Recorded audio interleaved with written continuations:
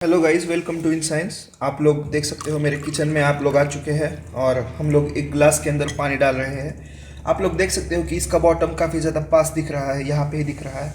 लेकिन अगर आपका एंगल ऐसे चेंज कर दूँ तो आप लोग देख सकते हो कितना ज़्यादा अंदर तक मतलब भर चुका है ये ग्लास। अगर आपने इसको ऊपर से देख लिया तो ऐसा लगता है कि यहीं पे इसका बॉटम है, कहीं यहीं पे इसका बॉटम है। लेकिन अगर आपने साइड से देख लिया तो आप लोगों को डेप्थ का पता चलता है। तो पानी कई बार ऐसे स्ट्रेंज वेज में काम करता है, आप लोग देख सकते हो। देख लो आप, एक्चुअली बहुत ज़्यादा डीप है लेकिन ऐसा फील आ रहा है कि ये काफ़ी ज़्यादा। अभी जो आपने देखा तो वो शायद आपका दिल दहला दे, इसलिए हम लोग आज के इस सेशन की शुरुआत करेंगे इसी पानी से।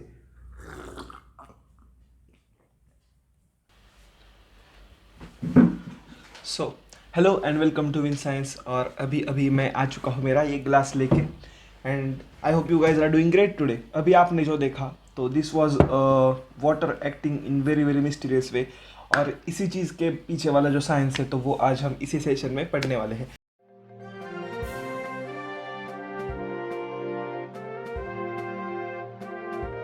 उससे पहले हम और एक एक्टिविटी कर लेते हैं जो काफ़ी ज़्यादा बेसिक है लेकिन आप लोगों को जानने के लिए काफ़ी ज़्यादा इंपॉर्टेंट है। सो आप लोग क्लियरली देख सकते हो, ये नहीं चला, थोड़ा सा अलग वाला ले लेते हैं। सो ये एक मैंने पेन लिया है और इसको हम लोग इसी मेरे पानी के गिलास में डालने वाले हैं, और आप लोग एक क्रेजी चीज़ देखने वाले हो। देख लो, यू कैन क्लियरली सी, देख लो। आप लोगों को ऊपर से अगर आप लोग देखो तो ये आप लोगों को मुड़ा हुआ दिखेगा, कुछ ज़्यादा ही मुड़ा हुआ दिखेगा आप लोगों को। और देखो आप लोग, ये मार्कर जो है तो वो अलग तरीके से मुड़ा हुआ आप लोगों को दिख रहा है। एंड ये चीज़ कौन सी चीज़ है जो ये फिनोमिनन कॉज करती है, ये सब कुछ आज के इस सेशन में हम लोग जानने वाले हैं। So yes, welcome to win science. अगर आप लोग पुराने हो तो आ जाओ भाई, आ जाओ, अपनी पार्टी है आज। और अगर आप लोग नए हो, hit the subscribe button, hit the like button. शुरू करते हैं आज का ये प्यारा सा सेशन। ओके, तो ये जो आपने फिनोमिनन देखा इसको हम लोग कह देते हैं रिफ्रैक्शन। रिफ्रैक्शन अब हम लोग थोड़ा सा लिख के लेते हैं थोड़ा सा, ताकि आप लोगों को आइडिया लग जाए रिफ्रैक्शन क्या होता है।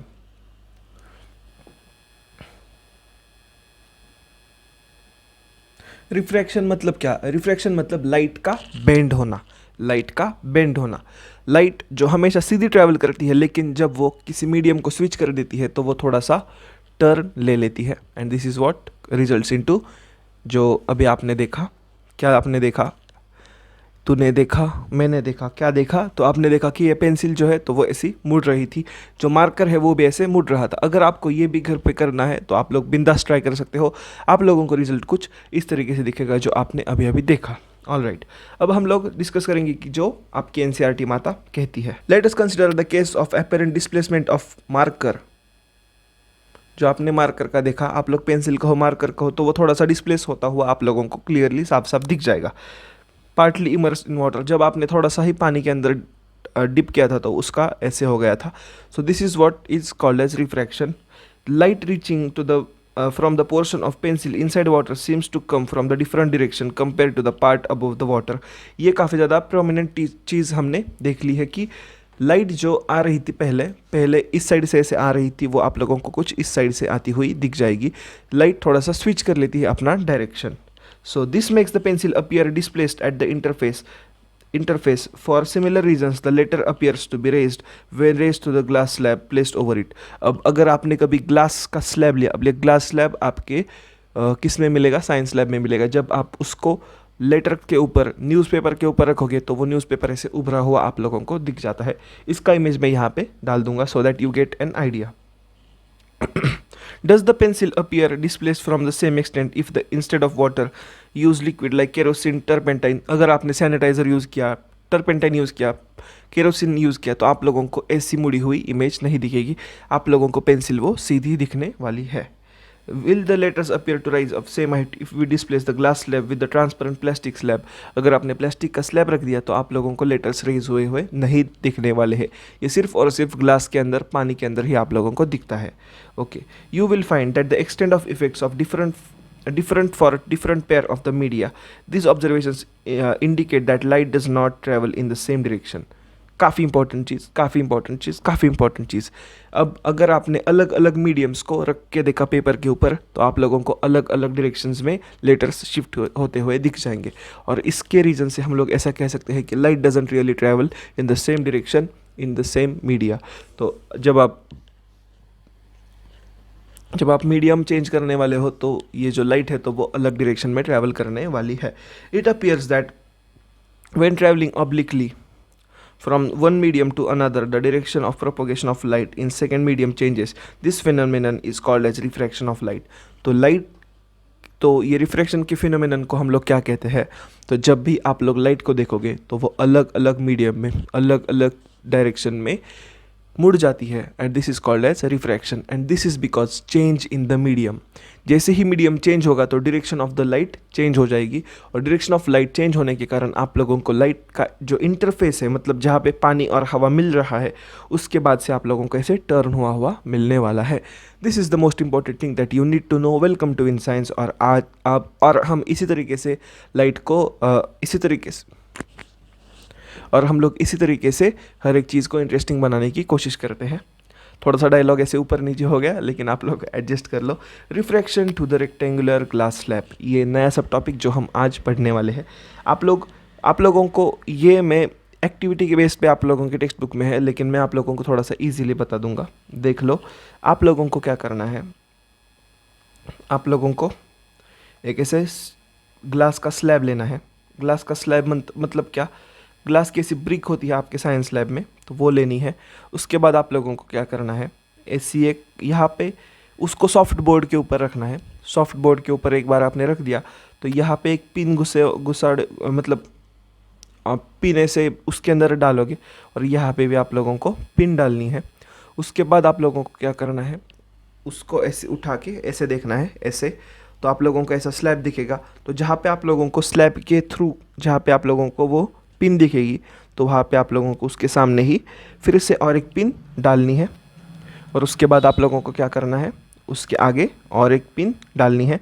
और और आप लोगों को क्या करना है, दीज लाइंस को और दिस लाइन को कनेक्ट करना है। तो आप लोग एक काफ़ी ज़्यादा क्रेजी चीज़ पाओगे, और वो क्रेजी चीज़ क्या है कि ये थोड़ा सा मुड़ा हुआ दिखेगा आप लोगों को। अब ये मुड़ा हुआ कैसे दिखेगा, तो देख लो। जब भी आप लोग ये पॉइंट्स डालोगे ना, तो ये पॉइंट्स आप लोगों को कहीं यहीं पे मिलेंगे। तो जब आप इनको और इनको कनेक्ट करोगे तो ये कुछ यहीं पे मिलेगा, इंस्टेड ऑफ यहीं पे मिलना चाहिए, बट ये आप लोगों को थोड़ा सा लाइट रेज इस तरफ बेंड हुए मिल जाएंगे। And this is how refraction through glass works. तो लाइट यहाँ पे ऐसा नहीं है कि लाइट यहाँ पे मतलब ऐसे यू टर्न मार लेती है। लाइट थोड़ी सी बेंड हो जाती है जब एक मीडियम से दूसरी मीडियम में वो ट्रैवल करे। अगर आपने कभी भी एक लाइट को ग्लास के स्लैब के थ्रू पास किया तो आप लोगों को वो थोड़ी सी बेंड हुई मिलेगी, and this is the refraction of light. ये आप लोगों को ग्लास स्लैब के अंदर भी दिखेगा।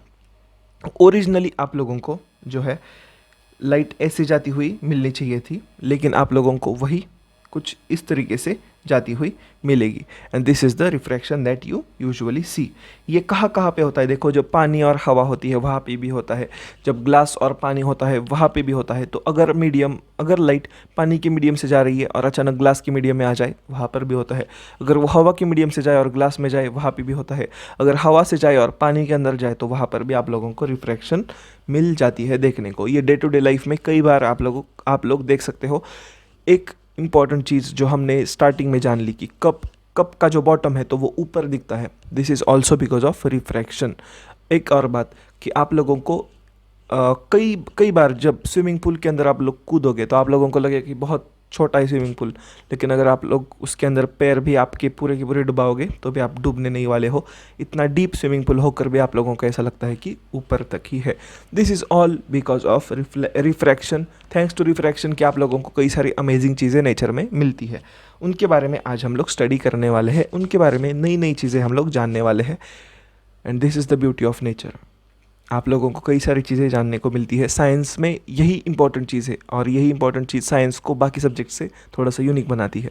आप लोग इसमें कनेक्ट कर रहे हो रियल लाइफ को और आपके टेक्स्ट बुक्स में, वरना इंग्लिश में क्या आप कविता कनेक्ट करोगे रियल लाइफ से। एनीवेज, वहाँ पे नहीं घुसते हम लोग, यहाँ पे ही इसके बारे में पढ़ेंगे। अब ये इमेज अच्छे से जान लो, देखो यहाँ पे है ई, यहाँ पे है एफ, यहाँ पे है ओ, यहाँ पे दूसरा ओ डैश है, और यहाँ पे जी है, और यहाँ पे एच है।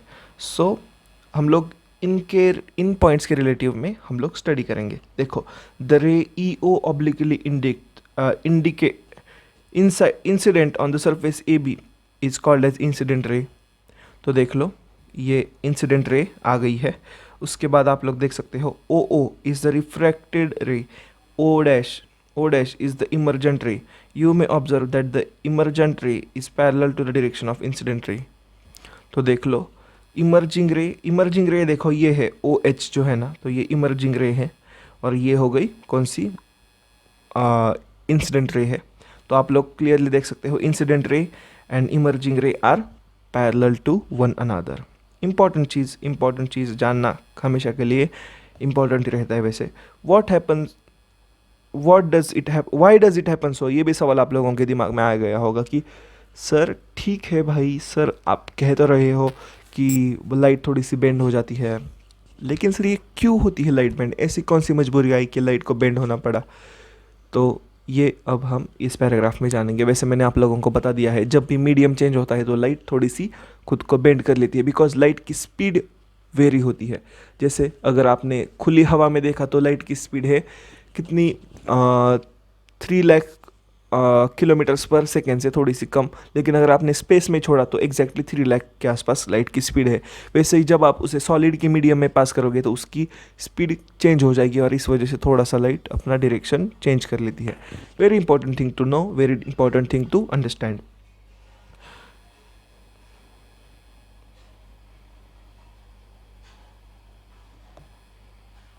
तो देखो, ये ग्लास एयर इंटरफेस के कारण, मतलब जो चेंज इन द मीडियम है, और इस वजह से लाइट रे आप लोगों को थोड़ी सी बेंड होती हुई दिख जाएगी। Refraction is due to change in speed of light when it enters from one transparent medium to another transparent medium. मैं स्मार्ट हूँ, I just literally love this topic, इसलिए मैं जो भी बता रहा हूँ आप लोगों को वो अपने आप ही एनसीईआरटी खुद ब खुद आगे बता रही है। यही चीज़ है। अब हम लोग देखो 2 लॉज के बारे में पढ़ेंगे, जो काफ़ी इंपॉर्टेंट चीज़ है, काफ़ी इंपॉर्टेंट लॉज ऑफ रिफ्रैक्शन है, जो आप लोगों को याद रखने हैं। लाइक काफ़ी ज़्यादा बार आप लोगों को इनकी प्रैक्टिस करनी है। थोड़ा सा आप लोग चाहे तो रट भी सकते हो, वैसे कोई ज़रूरत नहीं है, लेकिन देखो, the incident ray, the reflected ray and the normal of interface of true points are all lie in the same plane. Same plane, एक और अच्छी सी वीडियो इस पे ऊपर बनने वाली है। अगर आपने ये मिस की है, कौन सी रिफ्लेक्शन वाली, अगर आपने मिस की है तो ये मैं कहूँगा कि तो ये मिस मत करो, वो जाके भी देख लो। 1 मिनट वाली ही वीडियो है, जो मैं आप लोगों को लिंक दे दूंगा, वो जानना काफ़ी ज़्यादा इंपॉर्टेंट आप लोगों के लिए है। The ratio of sine of angle of incident and the sine of angle of reflection is constant for the light of the given color for the given pair of media. This law is also known as Snell's law of refraction. This is true for angle. Okay, अब देखो ये law क्या कहता है वो मैं आप लोगों को बता देता हूँ। Sine of incident angle and sine of refracted angle will be equal. अब देख लो, sine of incident angle, sine of reflected angle will be equal. इससे ये क्या कहना चाहता है, देखो, साइन ऑफ इंसिडेंट एंगल मतलब ये, एंड ये angle will be equal. Okay, ये दिस विल बी इक्वल, ये हमारा स्नेल्स लॉ कहता है। ये भी हम लोग आगे ठीक से डीपली पढ़ेंगे। इसका तो मतलब मैं बता रहा हूँ आप लोगों को, ये मिरर ऑप्टिक्स मैंने क्लास 12th में इतना अच्छे से पढ़ा था ना, like this was like one of my favourite topics. तो देख लो, sine of I and sine of R are constant. मतलब क्या कि sine of I and sine of R मतलब sine refracted angle and incident angle will be equal. मतलब इन दोनों का अगर आप लोग रेशो लोगे तो वो एक कांस्टेंट ही आने वाला है। If I is angle of incident and R is angle of refraction, तो देख लो आप लोगों को यहाँ पे साफ साफ दिख जाएगा, angle of incident and angle of refraction साफ साफ आप लोग देख सकते हो। वैसे 1 मिनट में रुक जाओ। Okay, the constant value is called as refractive index of the second method with respect to the first. Okay, बस 1 मिनट मेरे को दे दो, मैं आप लोगों के लिए एक अच्छा सा इमेज लोड कर देता हूँ यहाँ पे, ताकि आप लोगों को एकदम मतलब एकदम ही अच्छे लेवल का अंडरस्टैंडिंग हो जाए।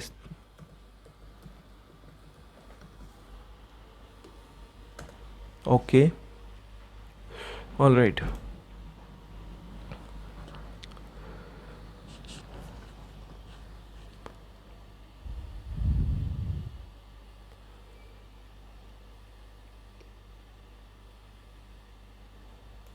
ओके, तो इस इमेज में आप लोग साफ साफ देख सकते हो, देखो अम, जो sine of angle of reflection and angle of refraction, I mean angle of incidence and angle of refraction क्या है वो मैं बता देता हूँ आप लोगों को। देखो, अगर ये एक ग्लास स्लैब है, ओके, ये आपने नॉर्मल ड्रॉ कर दिया, ये हो गया एंगल ऑफ इंसिडेंस, ये हो गया एंगल ऑफ इंसिडेंस, ये हो गया एंगल ऑफ रिफ्रैक्शन जो है आर, ये छोटा वाला आर होता है वैसे, तो ये छोटा वाला आर हो गया। तो आप लोगों को देखने को ये चीज़ मिलने वाली है। देखो, जब भी आप लोग इस sine I upon sine R करोगे ना, तो इसका आंसर आप लोगों को कांस्टेंट ही मिलने वाला है। काफ़ी इंपॉर्टेंट चीज़ है, ये जानना हमेशा के लिए ही आप लोगों के लिए इम्पोर्टेंट रहा है। So yes, make sure you study this thing, okay. Anyways, so इसका आंसर कांस्टेंट आने वाला है। अब ये कांस्टेंट क्या है वो मैं आप लोगों को बता देता हूँ। कांस्टेंट जो यहाँ पे आएगा that will be a refractive index. अब ये रिफ्रैक्टिव इंडेक्स क्या है वो हम लोग थोड़ा सा नेक्स्ट क्लास में देखे जानेंगे, क्योंकि ये थोड़ा ज़्यादा टेक्निकल टर्म है और इसके ऊपर आप लोगों को थोड़ा सा बड़ा एक्सप्लेनेशन चाहिए होगा। तो देखो, the constant value is called as refractive index, बस यहाँ पे बता के छोड़ देती है ये आपके एनसीईआरटी। अब देखो, ये रिफ्रैक्टिव इंडेक्स मतलब क्या, इसका एक छोटा सा आइडिया यहाँ पे देता हूँ और ये लेक्चर को हम लोग समाप्त करेंगे। नेक्स्ट लेक्चर में आप लोगों को पूरा ऐसे चीर फाड़ करके रिफ्रैक्टिव इंडेक्स बताऊँगा। हर एक मीडियम में जहाँ पे लाइट ट्रैवल करती है तो वहाँ पे उसकी एक डेंसिटी होती है और उसकी कई सारी कैरेक्टरिस्टिक्स होती है। जैसे हवा में सबसे कम डेंसिटी है, स्पेस में तो डेंसिटी नहीं है, तो अलग अलग मीडियम्स की अलग अलग प्रॉपर्टीज़ होती है और उस प्रॉपर्टीज़ के अकॉर्डिंगली वो उस इमेज को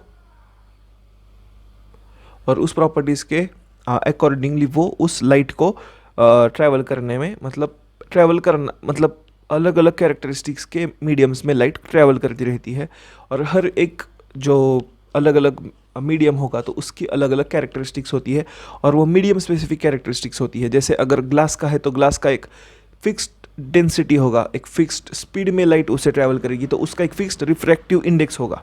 तो ग्लास का रिफ्रैक्टिव इंडेक्स कुछ फिक्स होता है, उसी तरीके से हवा का रिफ्रैक्टिव इंडेक्स कुछ फिक्स होता है।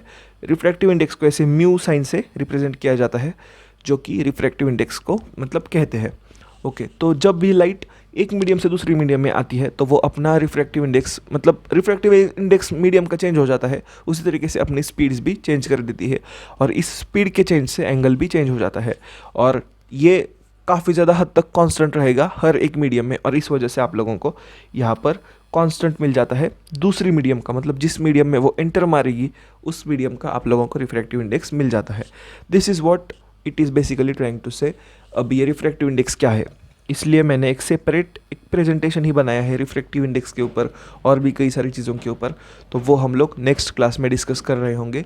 Make sure you are present there, क्योंकि ये तो हमने बेसिक चीज़ें जान ली है, लेकिन वो class original giga chad class है, वो आप लोग ने अगर मिस कर दिया तो आप लोगों को 11th की 12th की कई सारी चीज़ें समझ में नहीं आने वाली। So yes, be present in that class. इसके ऊपर के न्यूमेरिकल्स आप लोग थोड़ा थोड़ा देख सकते हो अगर आपकी इच्छा हो तो। I won't force you guys, but yes, इससे पहले वाला जो मिरर फार्मूला है उसके एग्जांपल्स आप लोगों को सॉल्व करने आने चाहिए। ये रिफ्रैक्टिव इंडेक्स वाला हम लोग नेक्स्ट क्लास में ठीक से डीपली डिस्कस करने वाले हैं, क्योंकि इसको बहुत ज़्यादा अटेंशन की ज़रूरत है। See you in the next video, bye bye. Subscribe करके जाओ, हिट द लाइक बटन, और जो मैंने अभी नया वीडियो शूट किया है वो भी आप लोग देख सकते हो। चलो बाय।